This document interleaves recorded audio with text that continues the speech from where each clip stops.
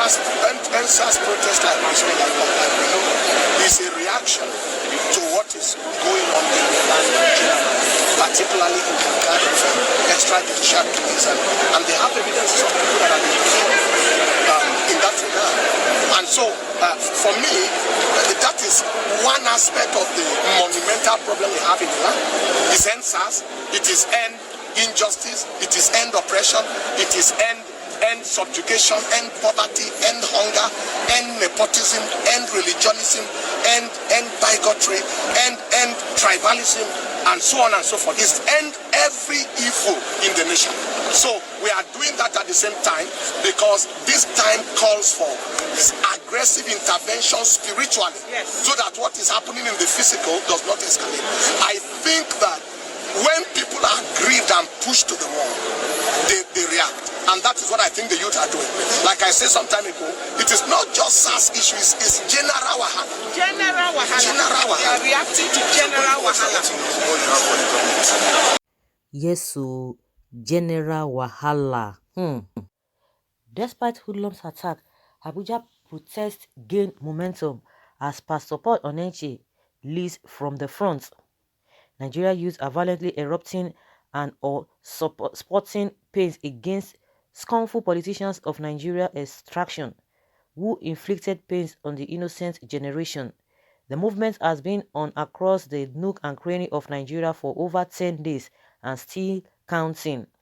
The leaderless movement that is currently sweeping the entire nation has gained momentum over the days, as different clerics from Nigeria are beyond keep endorsing the movement championed by Nigeria youth who feel enraged by the long-lasted administrative ineptitude in Nigeria. Just this morning, a popular Abuja pastor known as Pastor Paul Enenche joined the youth to press home their demands despite the tight security difficulty in nation's capital occasioned by last night's hoodlum attack on peaceful protesters. At the time of filing this report, the renowned pastor is yet to be granted a press interview as the solidarity movement continues among heavy turnout of protesters. In a similar fashion, reports suggest that thousands of Nigerian youth are also engaged in the peaceful demonstration in Jos, Lagos, and other states of the Federation. Okay, that's a good one. Some people call it a prayer walk. Some people call it a whatever. You know, despite the way people were shouting yesterday, calling for help, that the so-called soldiers or army, they have taken over the streets of Abuja because of this. Their crocodile tears or crocodile smile, and I think they are going to start again fully today. Let us see how it's going to go. But the pastor has led his people too, that not telling them to go alone, but he's telling them now, yes, I am in support, and not that I will just tell you, I encourage you to go, but I will be in front, and that's why he's leading them. Yes, the soldiers of the Lord are marching on. Something great is about to unfold. Thank you, Pastor Enenche, according to what this person is saying. He said, yes, so, and the gates of hell cannot prevail. Thanks, Pastor, for joining us. This is brave. You have shown concern, sir. Remain blessed. Very upright man who doesn't fear face but God. Thank you, Daddy. They've started to. May God protect and guide you for us, sir. You are a gift to our generation. Good news is by the corner. Thanks, Pastor Enenche, for this morale boost to the youth. Hashtag NSAS. Thank you, man of God, for supporting the youth. May God bless you more and more. Great one, Daddy. God bless you. Kudos. Nice move. The Lord is our strength. Carry on, sir. God bless you. We appreciate you. More of it until something drastic happens. Of course, the government is beginning to fidget. Government is fidgeting. And again, don't forget, remember that Lai Mohammed has already sent a warning message to all those religious leaders, because a lot of them are telling their people, go out, it is your right to protest. It is your right to protest. And Lai Mohammed is telling them, why are you telling them? Why are you inciting violence? Violence how? Is it not in the constitution to protest? If some people do not know their rights, you are reminding them of what to do, and you are saying their words. Of course, if you have done well, you don't have to be worried. If you have done well, you don't have to be worried. You protested in the past against the then government because things were not right. You protested. So why is it that you are not doing wrong thing and you don't want people to protest? You don't want people to speak? Are they destroying anything? And they are telling you, don't tell people when to stop or not when to stop. You don't tell them. In as much they are not destroying anything, they are still working within the law. They are all crying foul now. The pastors are now beginning to speak. Of course, you know that those ones say Nigerians will give it to them. Whether you are a religious leader, whatever you call yourself, you want to make yourself God, they will still come for you. If you do anyhow, you see anyhow. So not to talk of government. So if you are not on the side of the people, forget it.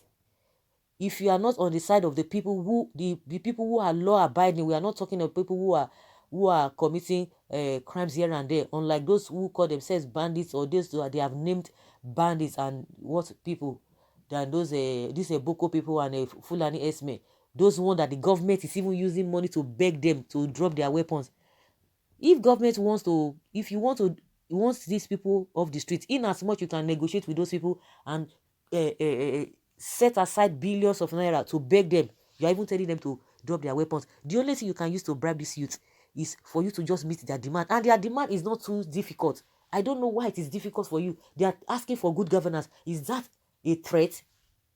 They are asking for everything, is all encompassing. We are not even talking about, even when you talk about good governance with the police reforms, with the way things are going, all of those things are put together. I don't know when all of those have become a threat to the government. Do the needful. If you can be pleading with the so-called bandits, giving them money, you are going to give them this, you are going to give them support. They are saying do something that will benefit everybody. It's now becoming a trouble, becoming a stress for you. It's becoming a threat.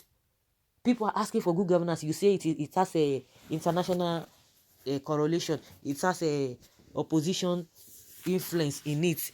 What kind of a people are these? What kind of a people are these? They want to blackmail the people now that they have answered you. Tinubu is coming out to say, oh, they have heard you.